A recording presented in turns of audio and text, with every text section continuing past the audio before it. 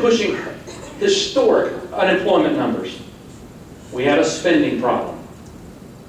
Government has a place, an important and vital place in our life and in our society. But we've got to have balance. I learned a long time ago, balance is the key to life. It's a critical component. There are some other things that I believe strongly about. You know, a few weeks ago I arrived here and I noticed my opponent had said in the paper that I do not apologize for the fiscal policies of Barack Obama. You may remember that article. I think, Bill, you wrote that article. And you know what? There is no apology coming that in Panama City, 700 Sallie Mae jobs were eliminated with the passage of the health care bill. There's no apology coming for $14 trillion of debt, that $43,000 is owed by every citizen in this country. It is morphed into something that is unrecognizable. And it's now affecting the states. The unfunded mandates coming from Washington, D.C. will crush the state capitals around this country. That's a fact. That's a fact. So, there's no apology coming from my opponent. And there's no apology coming to him for the fabrication and the lies that are being told about me. But I did tell him on Saturday when we spoke, at Saturday's event, I looked him in the eye, and he said to me, I don't take these things personal. He'll remember this, Matt, when you show him this footage. It's incredibly personal. And when your wayward policies crush my family businesses, and you try to end the perpetuation of our businesses to the third, fourth, and fifth generation, when you work 24 hours a day, 7 days a week, and you rob me of opportunity and that of 300 million Americans around this country, it can't be anything but personal. It is personal. I've worked my whole life to build a life of integrity. Oh, yes, I have, son. Yes, I have. And I will continue to do that all the days of my life because it's right. It is right. Now, it's a privilege to be here, as I said, and I want to answer some questions. I know some of you want to probably ask me some of my views.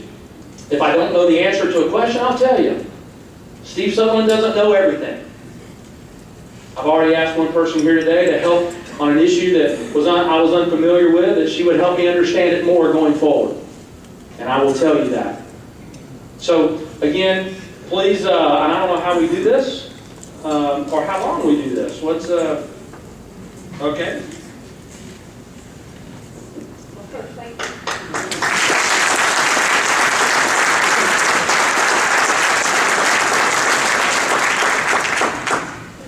There it is. Okay.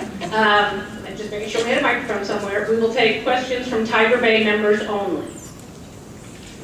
Thank you for being here. We appreciate your candor and your great speech. In your brochure, you say your fiscal sanity plan and to stop the government spending spree. Other than repeal Obamacare, which I presume has costs associated with it, what else would you cut in Washington? Well, as far and I made reference to the non-discretionary spending. We've got a tremendous amount of government waste. All right, we know, for example, in South Florida, there's $3 billion of Medicaid waste just in Dade County alone. I believe we have got to find the waste, the money, the opportunities that are being robbed because of waste and incompetence. We've got to address. Now, I will tell you, I was not a fan, have not been a fan of the stimulus plan, because the stimulus plan, in my opinion, has not delivered on which it was promised. Unemployment was 7.7 in this country, and it went to 10.1 in August. And now it's hovering around 9.6. I believe that, and by the way, the stimulus plan, much of those dollars were taken from the Social Security Trust Fund. And yet, I have an opponent that wants to say that I'm against Social Security. I believe that we have to drill down into that discretionary spending, And we have got to find ways, first and foremost. I also believe that we can do much of the cut that we have to do by freezing hiring. I don't think you have to fire anyone. I think if you freeze hiring, I believe that we can, people pass away, people move, people transfer. I don't think it has to be disruptive to families' lives. I expect government to work harder because God knows we are. We are. And my family's not afraid of hard work. We love 40-hour work weeks. That's why we try to squeeze 2 in every 7-day period. Okay? And we do that. So I believe that there's some common sense things that we can do. Obviously, I would say to just as I have my company and the different departments that we have, look, can we cut 10% this year in the federal government budgets? Is that possible to do? I think it is. Because I know your family budget has been cut by 10%. Your small business budget has been cut by 10%. And I also know that we have less money to work with this year in our general revenue, and I think this is like the 3rd or 4th year in a row here in the state of Florida that we've had less to work with. That's because small industry, free enterprise has less to work with.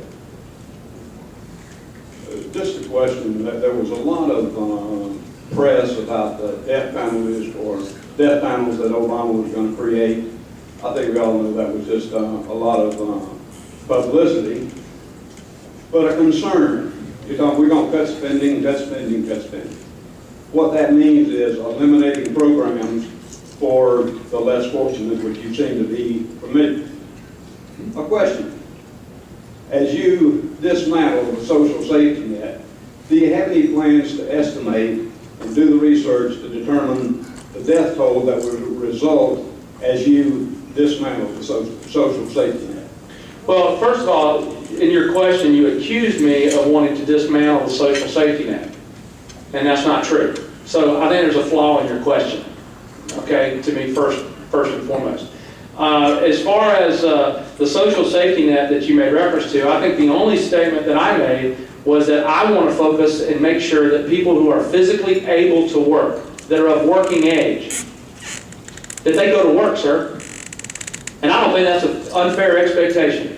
As far as orphans, as far as the disabled, as far as our seniors, Steve Sutherland has never made one statement that I would harm or hurt them in any way. So I guess I would ask you, do you include in your social safety net those individuals who are physically able to work and are at a working age, that they would continue to draw monies and benefits from the federal government while I work? Are they a part of your social safety net? I've heard that you... is that... Okay, I'm sorry. Good afternoon. I've heard that you want to repeal the 17th Amendment, and I want to know if that's true, and if so, why you want to give the state legislatures the right to pick the senators. You know, the issue that was brought before us tonight, that Matt was there doing his wizardry work, was regarding the 17th Amendment. That was the question. And what we were talking about is how the states, in our opinion, have been abused by the federal government. You know, 43 out of 50 states have a balanced budget. And I know that puts tremendous pressure on the state of Florida and our legislature to try to balance a budget when you have $4 billion and $5 billion less revenue to work with than the previous year. And so therefore, the discussion that was being said that night, okay, was to do what we needed to do to revisit the critical balance between the states and the federal government. Now, obviously, the 17th Amendment, which the representation of senators went from that being chosen by the state legislature, went to a popular vote.